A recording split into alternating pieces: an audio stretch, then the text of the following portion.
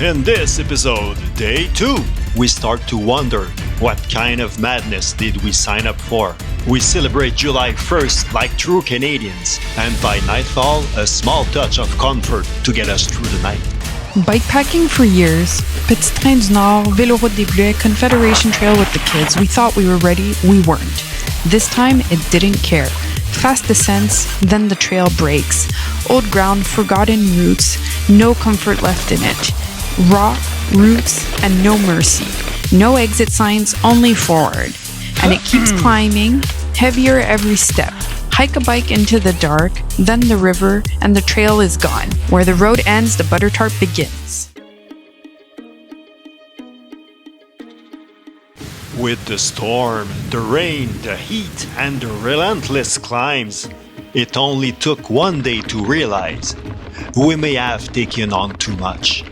We are under-equipped, overloaded, and simply too slow for this kind of route. Already 21 kilometers behind our original plan, pushing today's distance to 113 Ks with over 1,000 meters of climbing. Without adjustment, there's no way we'll finish the loop on time.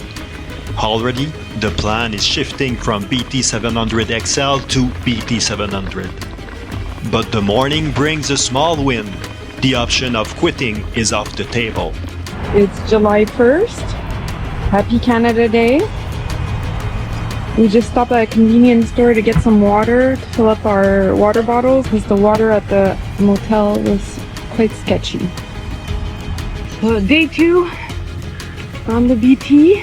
We just left Shelburne Motel and got back to the route. Had to go up another hill on the 89. So in front of us it looks a little bit more little hills than big hills, so that's encouraging. Hopefully we'll have a better day than yesterday. So we're going through some beautiful farmland in southern Ontario. Downhill! That's the great part of it. None of suffering for climbing and a lot of fun for downhill.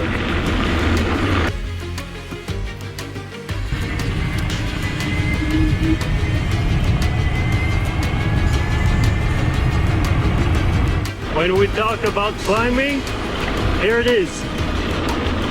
And when you think it's finished, it's not. This is a 12% climb.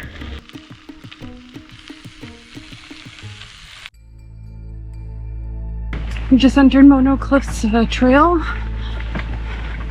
Catching up with what we should have done yesterday. So we're at the right place. Thankfully, because we didn't have a very good night's sleep. We had someone, the room next door at our motel, that clearly had some severe mental health or drug issues, screaming all night, the F word, and slamming the door. So we didn't have the best night's rest, but at least we weren't in a tent. Off into the woods we go again. The rocky steep downhill, c'est ça. J'ai descendu ça à pied. Je vais pas risquer ma vie là-dessus, là, avec un vélo complètement chargé.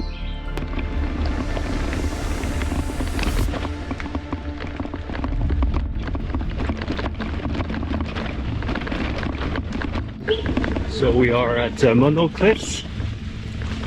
Very nice place, but it's a bit off-road, but still pretty nice.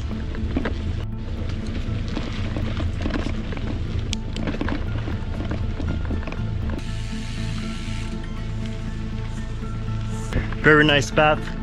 There's a lot of people walking. July 1st, so everybody takes a bit of sunbath. And so today we don't know yet where we're going, but the road is always a surprise.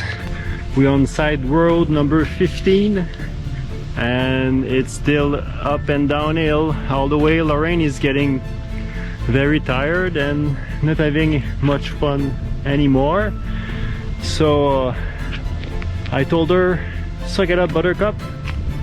And I don't know if it's gonna work, So here we have a little drop, and then again we have to go uphill. Dig deep! The 13% declination is almost done. A well-deserved break at St. John's Cemetery, and Lorraine falls asleep, absolutely exhausted. So day 2 on the BT700.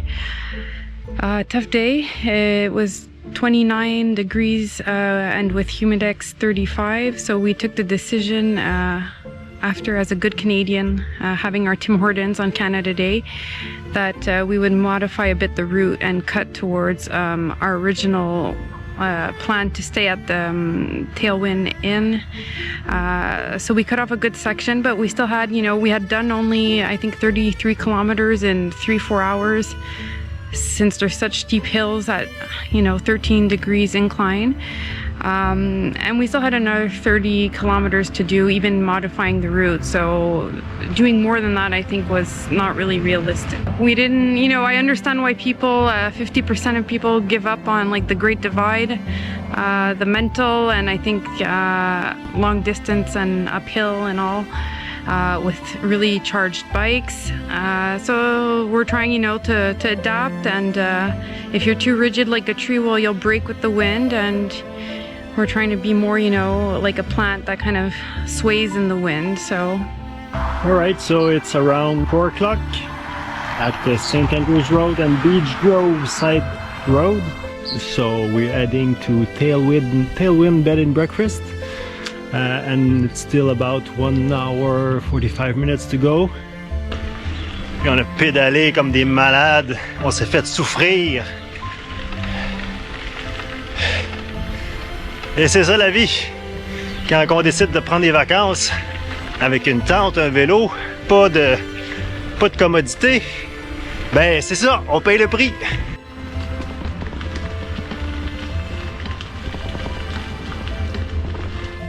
6:30. It's been a long day, hot and humid, and we just realized we have plenty of leg muscle pain.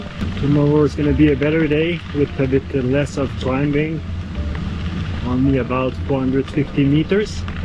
Today was about 900.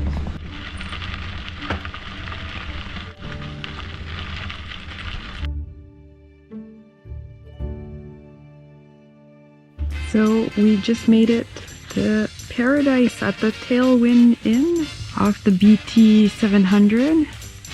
So part of the trail, the Cataract Trail, was closed though, so for I think part of the summer. And Trevor and his wife have this amazing B&B. So you have the option to pitch a tent, or they lent us this little cabin. David's there blowing up his mattress. I just took a bath and I'm a new person. And we have a little spot here that we're gonna make a fire tonight and cook ourselves dinner. So highly recommend this place. It's really beautiful. They also have rooms available. In the next episode, Bridge Day today with the Trestle Trail Bridge near Fergus and the famous Kissing Bridge. And we make it to the Grand Valley Trail and start juggling like clowns. So join us for day 3.